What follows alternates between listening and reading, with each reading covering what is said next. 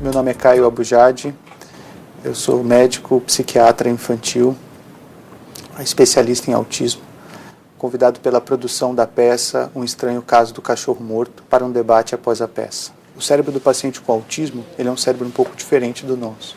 Ele é um cérebro mais hiperexcitado. Funciona mais ou menos assim. É como se o nosso cérebro, ele faz uma atividade de cada vez. Então, toda vez que a gente faz uma atividade, a gente desliga a nossa atividade anterior. Mesmo quando a gente está fazendo duas atividades ao mesmo tempo, a gente, na realidade, está fazendo uma de cada vez bem rápido. O paciente com autismo, não. Por ele ter um cérebro hiperexcitado, ele liga uma atividade sem desligar a atividade anterior. Então, ao longo do dia, às vezes, ele está fazendo 100, 200, 300, 1000 atividades ao mesmo tempo naquele cérebro. E isso ele faz desde quando ele nasceu. O cérebro dele é assim. Então, a gente tenta fazer com que eles funcionem com um cérebro parecido com o nosso. Só que, se eles tentarem funcionar da mesma forma que a gente, eles se desorganizam. E aí eles entram em crise. Então, desde pequeno, eles vão criando um método para se organizar. Você tem um padrão de comportamento repetitivo. Na realidade, isso é um cérebro tentando se organizar. Tá? Então, eles sempre voltarem para o mesmo start faz com que eles continuem funcionando de forma adequada naquele mar de estímulos que eles têm. Então, eles têm que seguir uma linha reta dentro desse mar de estímulos. Quando eu coloco um bloqueio nesse comportamento repetitivo, eu peço para ele parar de fazer aquilo, ou bloqueio um ritual, uma rotina, ou até uma estereotipia, ele cai de novo nesse mar de estímulos e aí ele se desorganiza completamente. O cérebro mais imaturo, ele é mais sensorial e mais motor.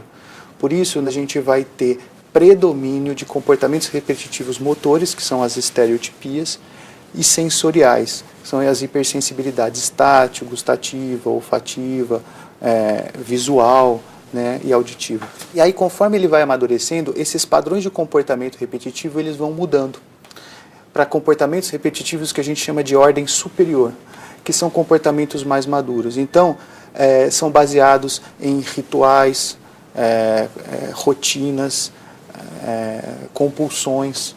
E quando o comportamento repetitivo se torna num padrão exemplar, que aí a gente vai ter as habilidades, quando a gente tem uma coisa que a gente chama de insistência na mesmice, que é quando o paciente começa a estudar temas diferenciados. Então, ele sabe tudo sobre astronomia, sabe tudo sobre os animais, sabe tudo sobre os dinossauros.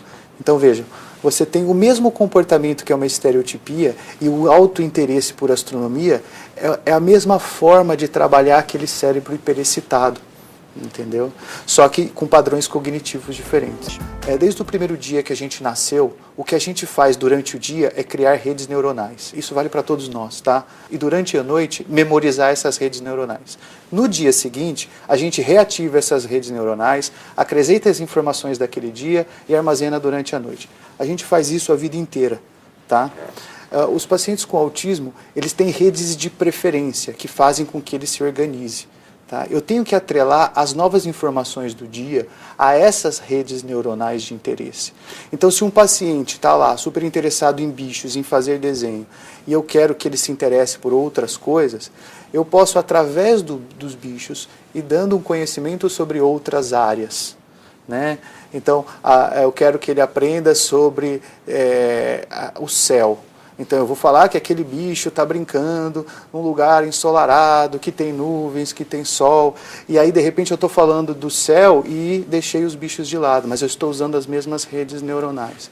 Então nós temos que usar o comportamento repetitivo ao nosso favor e fazer com que ele amplie o espectro de conhecimento em cima desses conhecimentos e dessas situações específicas.